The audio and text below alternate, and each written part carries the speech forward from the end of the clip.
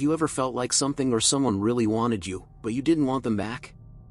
Imagine if someone liked you a lot, but you didn't feel the same way. Or maybe there's a person at your school or work who tries to be friends with you, but you don't really like them.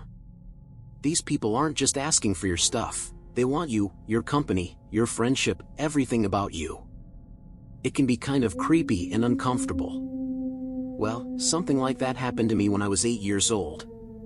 My family moved into this big, old house in our small town.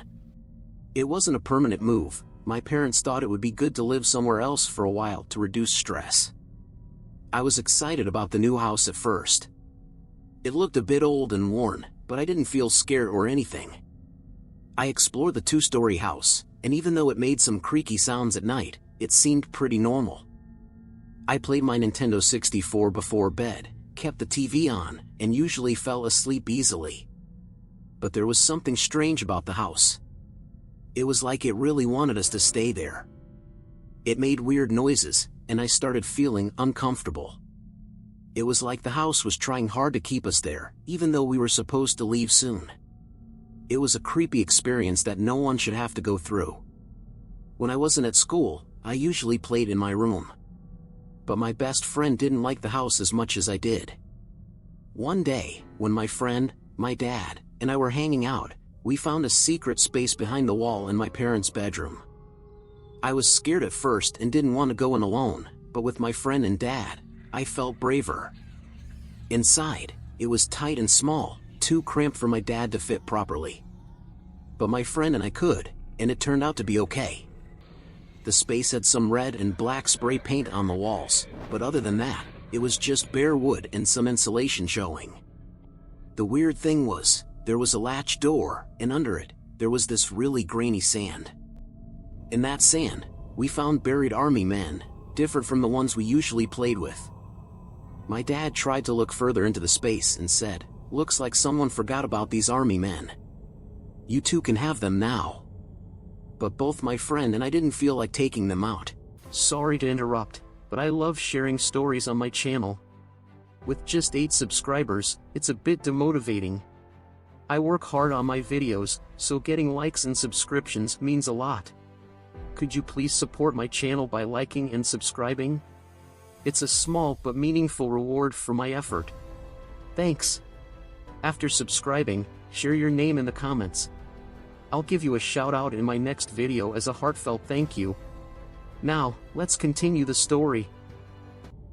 It's strange because we both loved playing with army men, but at that moment, we silently agreed to leave them there. I didn't really think about it back then, but looking back, it feels odd. It was like the army men still belonged to someone else. I never found out who was there before us. I didn't think much about the weird things happening in our house. Even though my friend said he heard strange sounds in the walls at night, I never heard anything. He always complained about it when he stayed over, but I couldn't understand what he meant. Even though I didn't hear the sounds, it still made me feel uneasy. I knew our house had hidden doors and secret places, but I didn't want to explore them. I preferred staying where things seemed normal and safe. I kind of ignored anything that seemed odd, just like adults sometimes do. It's called denial. I chose not to think that anything could be strange. They say not knowing is better, and I was happily ignorant. But one night changed everything for me. It was Easter night, and I was up a bit later than usual, between 9 and 10. Even though it doesn't sound very late, my parents wanted me in bed early. My mom scolded me from the doorway, saying, "I won't tell you again, go to bed. Do you want the Easter bunny to come or not?" I replied, "Yes, Mama, I'm just changing now." So, I went to bed with the TV on, watching Disney cartoons until I fell asleep. But this night was different. I woke up to loud noises coming from the kitchen, things opening and closing, the sound of tableware and cupboards.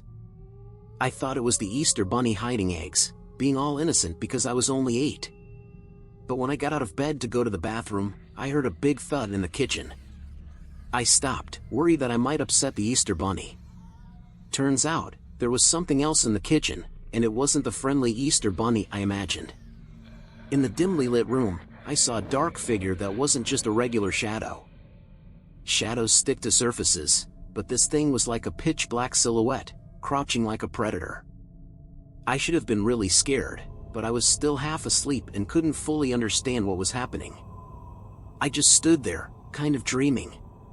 The dark figure stayed crouched in the shadows, staring back at me. It was so dark that I could see it because it was darker than everything around it. That night, something really strange happened, and I still can't believe how I reacted. I went to the bathroom, then kind of looked at the weird figure in my room before crawling back into bed. It didn't move or make any noise. But as I got into bed, I heard steps, and I saw a long figure slowly pass by my doorway. It didn't move like a normal person, and it felt really cold in my room. It was like it stretched itself over rather than walking past. I should have been scared, but I just went back to sleep. The next morning, I forgot about what happened at night and focused on the Easter egg hunt. But later, I remembered the strange noises and checked those spots where I heard them. No eggs were there. When I told my parents, they tried to tell me they didn't hide any eggs in the kitchen, not wanting to ruin the holiday. But I heard it in those places, I said, not remembering everything clearly. My parents thought it was just my imagination or a dream. As the day went on, I started feeling uneasy. I was usually a scared kid, even the smallest scary movies would keep me up at night. Once my dad played a joke on me in a dark bathroom, and I screamed like crazy. He never did that again. So, it was weird that I wasn't scared that night. The house felt different now, like something unnatural was there. After that scary night, I couldn't sleep well in that house anymore. Every night, I stayed awake for a long time, feeling like there were more strange noises. It made me anxious, but each night, my fear went down a bit. But then, something happened that made my fear come back stronger. I had a dream in the middle of the night. I saw a boy running around in my room, shouting, "Get out! Get out! Leave me alone!" It was like he knew I was there, but he wasn't talking to me. Then, I saw that dark figure again, the one from the strange night in the kitchen. It hovered over the boy, and in fear, the boy ran away and disappeared. The dream was already turning into a nightmare.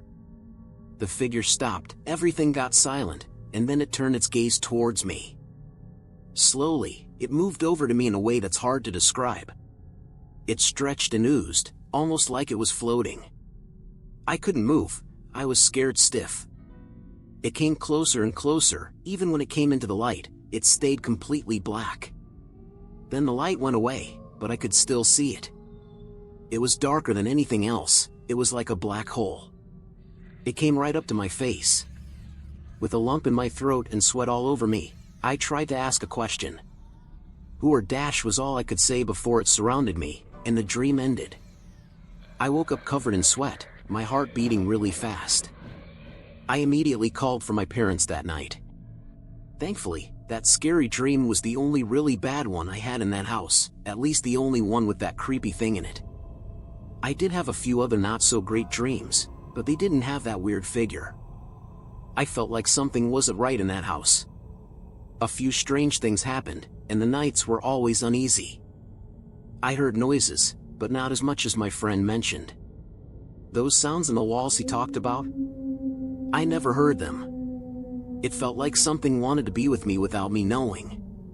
By now, I was sure the house was haunted. It was, right from when we moved in. The thing was, one presence belonged there, and the other didn't. One was harmless, like a friendly neighbor, and the other was not so nice, like a mean bully. One morning, I woke up, and one of those army men was on my shelf. I didn't take it out, and neither did my friend. Mom wouldn't have done it, so I thought Dad must have. But when I asked him, he looked confused. I never took it out. I wouldn't go through all that trouble just for one army man, he said. That got me confused and a bit creeped out. That night, I had another dream. It wasn't too scary while I was dreaming, but it scared me more after I woke up. In the dream, the same boy from before came in. He looked really sad, with tears on his face. He was pale and tired, like he hadn't slept in days.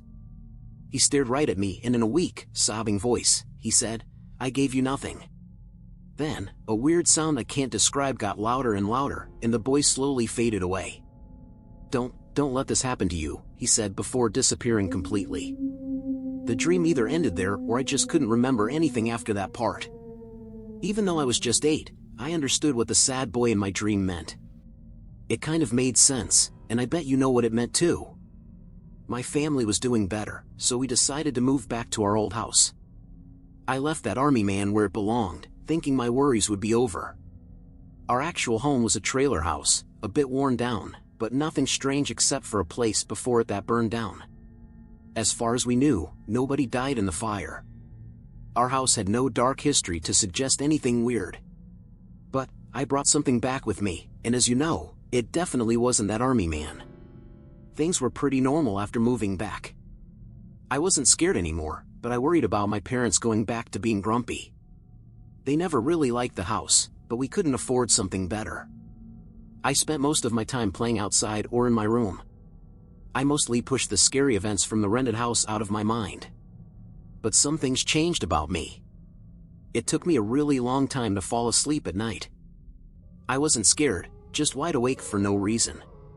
It was a problem, but I was still okay with fear. Sadly, this easy time only lasted about 2 weeks. Strange things started happening again, but this time they were subtle at first.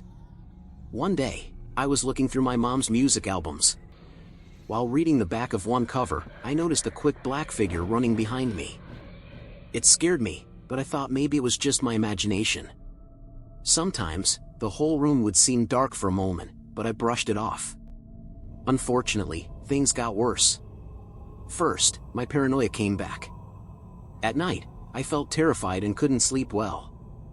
I'd scan my room for hours, afraid something bad would happen if I didn't. Going to bed became something I dreaded every day. The only places that felt safe were the light from my TV and the bathroom light through my doorway. Luckily, my fears seemed to come from nothing at this point. The real strange things were subtle during the day, feeling watched, seeing things out of place, suddenly feeling uncomfortable alone in a room. I knew my parents wouldn't understand if I told them. "It's just your imagination or stop scaring yourself," they'd say, I'm sure. Honestly, I told myself the same thing.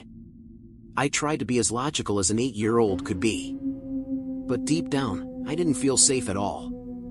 My instincts told me something wasn't right in the house, and whatever it was getting bolder. One evening, I was playing video games in my room. I really liked games at that age. It was getting dark, and I decided to stop because dinner would be ready soon. I had a hook in my room to hang my controller. As soon as I let it go, something weird happened. It was like 2 invisible hands grabbed the controller and its wire. They quickly pulled it left, right. In a split second, I ran out of my room. I just wanted to find my mom and dad to be safe from whatever grabbed my gaming controller. I found them in the living room down the hall. "Don't run in the house like that," yelled my dad, relaxing on the couch with my mom. I thought about telling them what happened, but I knew they wouldn't want to hear it. I just said sorry and watched TV with them, ate dinner, and avoided going back to my room as long as possible. I tried to sleep in the living room, but my mom told me to go to my room even though I pretended to be already asleep. My heart was pounding as I went in. My gaming controller was hanging on the hook, but now it was on the right side instead of the left. It scared me a lot at that time, even though it seems small now. I got into bed, turned my TV up playing cartoons as loud as I could, and just laid there. I kept looking around, more scared than ever. I felt something was wrong, like I was next to a wolf without knowing. Nothing happened that night, though. Don't get me wrong, I'm sure that it was still there, but it didn't do anything that night, just stayed hidden. Sleeping was getting harder, and it was making it tough for me to act normal. I couldn't focus at school, and at home, I annoyed my parents a lot because I was always out of it. I started seeing things at night, and I couldn't tell if it was because I wasn't sleeping or if it was real. That made everything scarier, not being able to tell what was in my head and what was really happening. It felt like something was wrong with me. One night, as usual, I laid there, feeling paranoid and watchful. But slowly, my eyelids got heavier until I fell asleep. I found myself in a dream, sitting in a room in front of a piano I had recently started learning to play. For some reason, I needed to talk to my mom. In the dream, it didn't make much sense. I sat up from the piano bench and called for my mom. She peeked around the corner, but the way she peeked was weird. She had a crazy look in her eye and a fake smile that no real person would make. "Mom," I barely whispered. I stared at her, and she stared back with that weird, crazy look and a smile that felt really wrong. Suddenly, she turned around the corner, and then it turned into the scariest dream I ever had. A loud, piercing noise and banging filled the room at an unbearable volume all of a sudden. I looked at my mom, and a deep fear gripped my heart so hard, I thought it might burst. Her body made gross sounds like bones snapping, things moving around, and fluids sloshing inside her. Her face turned more like a demon than a human, and she hunched over like some scary animal. Everything about her looked all wrong and messed up. She came closer to me, every move making disgusting popping and cracking sounds. In her eyes, all I could see was pure evil, like she wanted to do something really bad. I felt so scared and worried, it was like a real feeling in my chest. Right before the mom in my dream reached me, I woke up, and my chest almost hurt. My heart was beating really hard. What made it worse was that I couldn't yell for my real mom. If I called for her, I would have made my panic even worse. I couldn't call for my dad without calling for her too. I felt so scared, I felt like crying.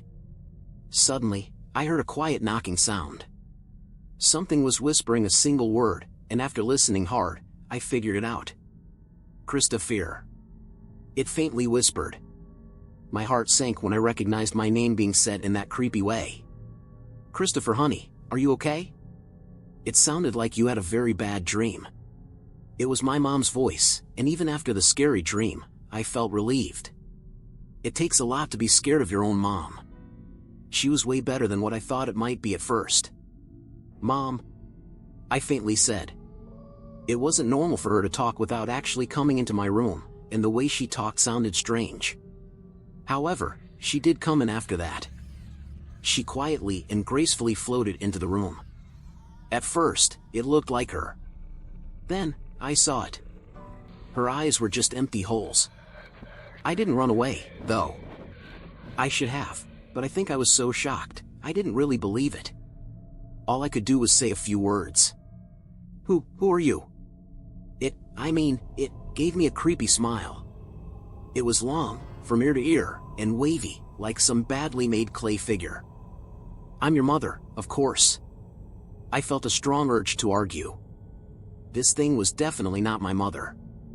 I didn't know what it was, but it wasn't human. All I knew was that it wanted to trick me, and I wasn't going to play along. "No, you're not." It stared at me with those super dark hollow eye sockets. Its brows furrowed, and its mouth turned into a weird frown. Then, it spoke again.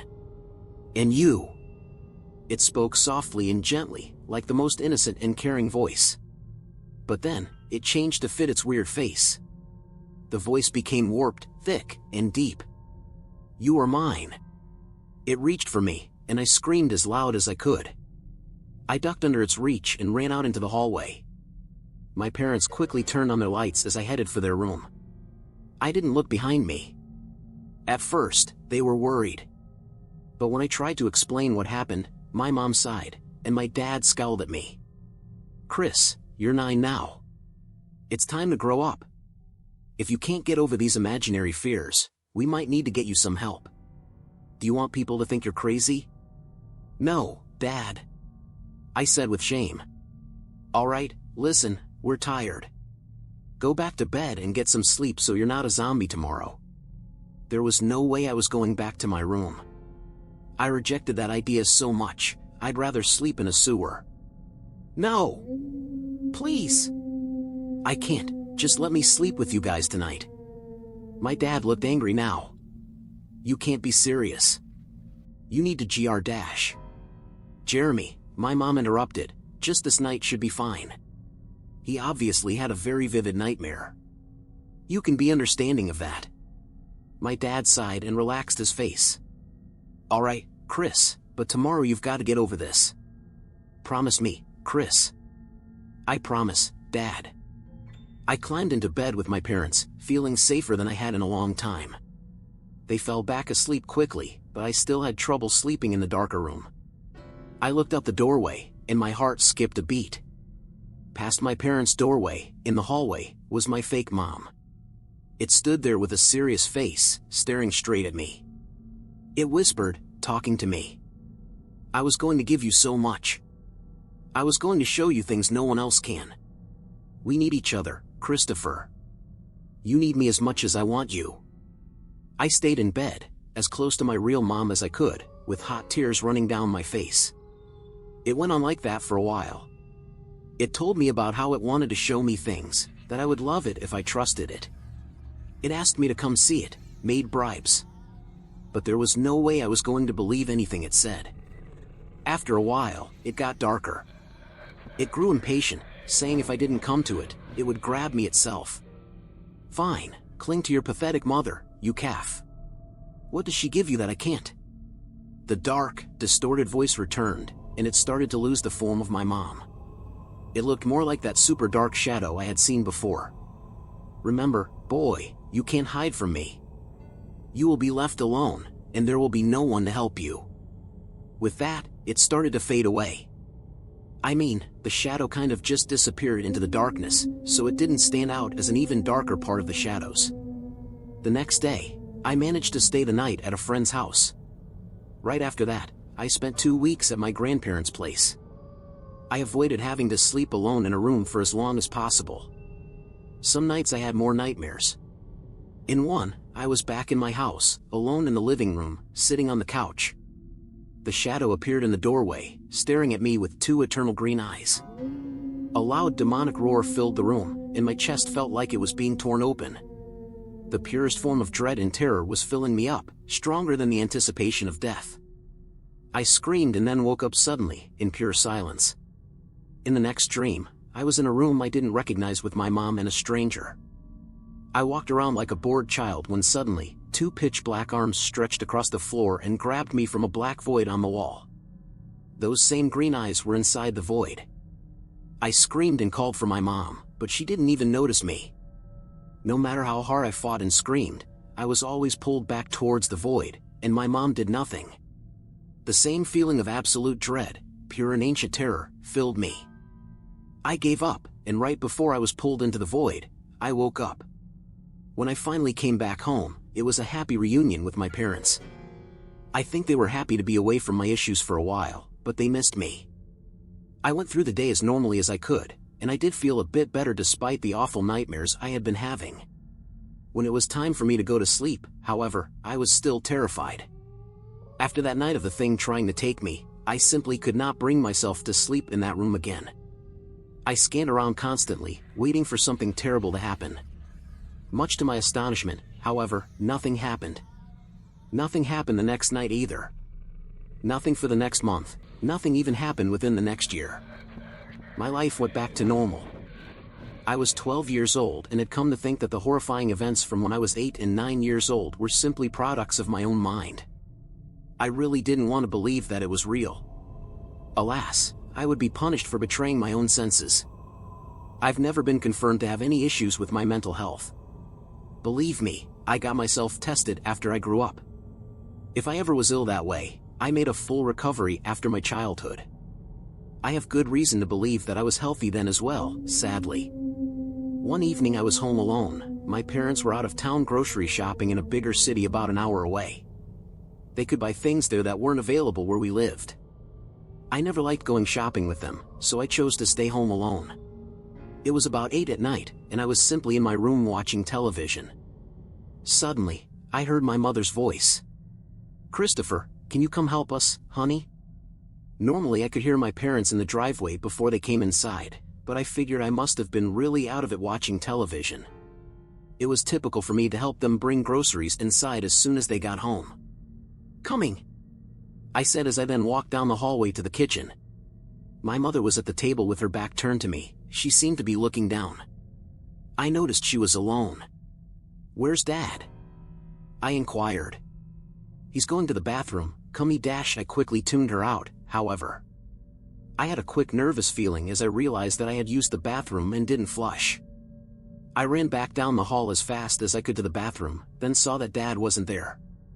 A thought popped in the back of my mind. God no, oh please God no. I walked over to the bathroom window and ever so quietly strained to see out the distorted glass. I hoped with all my might that I would see my parents' familiar car parked outside. The carport was empty. At this point, I knew what was in the kitchen, and I began to tear up.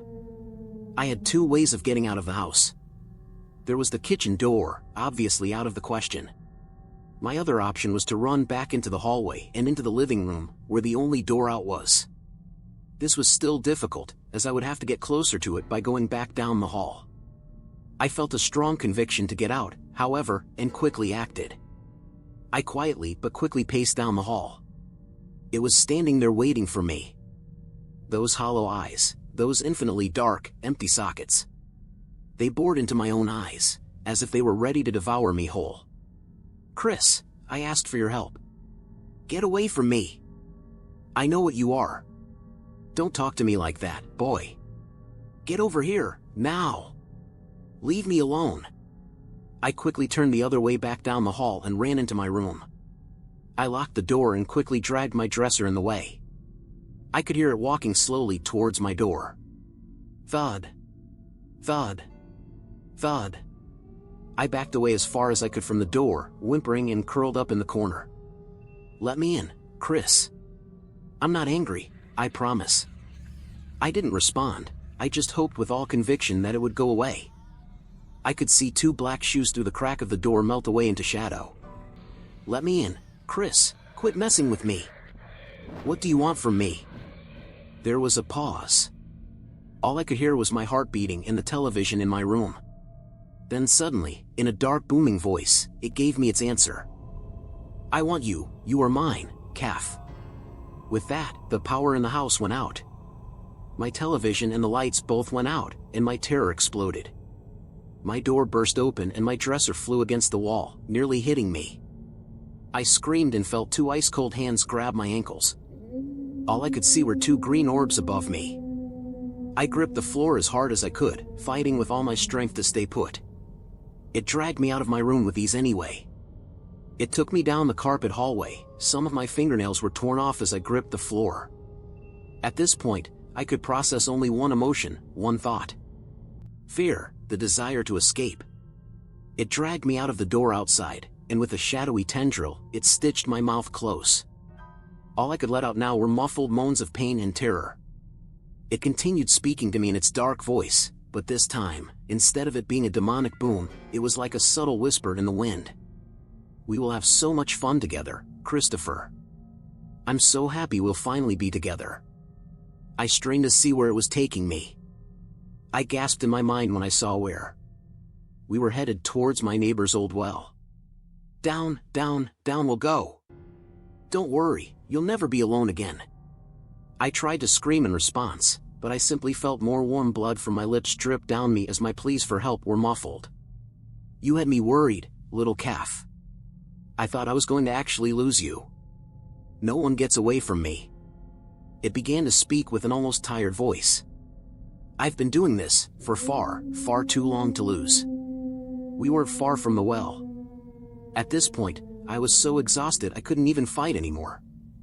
We reached the well, and it stopped. Its gaze turned to me. Our eyes locked together, and I submitted to my fate. It let go of me, and I couldn't bring myself to get up to run again. Oh, Christopher, we've been so hungry. Then suddenly, light flooded around us, and it quickly escaped down the well. My parents slammed on their brakes in the middle of the driveway and ran to me. I passed out after that. My parents didn't see the shadow, that was no surprise. My injuries were real, however. My parents were terrified and had rushed me to the hospital after calling the police. The police led an investigation for whoever broke in and potentially tried to murder me. Obviously, they didn't find anyone. To this day, my lips are incredibly scarred from the numerous stitching holes. Everyone was shocked by my wounds. I told the truth, but they all were convinced I was suffering from severe trauma and simply couldn't remember things correctly. I really do wish they were right. I wasn't alone again for quite some time because my parents were horrified by the possibility that someone was out there still, preying on me. They never left me home alone, and they were very considerate of my fears. By the time I was 15, the thing was gone completely. I think it really did move on. I'm retelling this story now because I want people to understand that this, or even worse, perhaps these, are very dangerous. First of all, no, I don't know what it was. I've read about a lot of demons from different religions and cultures. I've read about all sorts of evil paranormal entities. While I find common characteristics at times, I've never been able to determine what it actually was based on told accounts. Whatever it was, though, I have a feeling that it was very, very old. Like it was an ancient natural predator of humanity. The feelings I have, the things I suspect, are the result of my gut feelings from experiencing it. I think it preys on children and only children. Once you become a teenager, the chance that it will chase after you is slim. It's very familiar with humans, it has observed them for ages. It will try to copy people its victim knows, but it won't do a good job. Even though it knows its prey well, it is so different from them that it will always seem off when it tries to lie. I'm quite sure it has never been human before. It seemed to have control over the boy in the old house. I think he was a lingering spirit. Don't bother visiting him, he probably was devoured. If anyone out there has encountered this thing like I have, please let me know. I'd be very interested to hear about your experience. I forgot about it for years, but I find myself worrying about it again. You see, I have a wife and kids of my own now. This morning, my oldest son came to me, and he told me something I did not ever want to hear. Daddy, last night there was a big scary shadow, and it tried to play with me. He said you and him were old friends, and that it was okay. I don't like him. I really don't know what I'm going to do, but I know what it was. Nobody is going to be sleeping alone tonight. Someone else's daughter has already gone missing this week. What specific details in the story indicate that the entity might have preyed on the boy's friend in the old house? How does the story highlight the struggles and fears of the protagonist when he returns to his old house as a teenager? In what ways does the entity attempt to deceive its victims by mimicking people they know, and why does it struggle with this mimicry? What role does the age of the victims play in the entity's predatory behavior, and why does it seem to focus solely on children? Enjoyed this spine-chilling tale? Subscribe now for more captivating stories and share your own supernatural encounters with our community.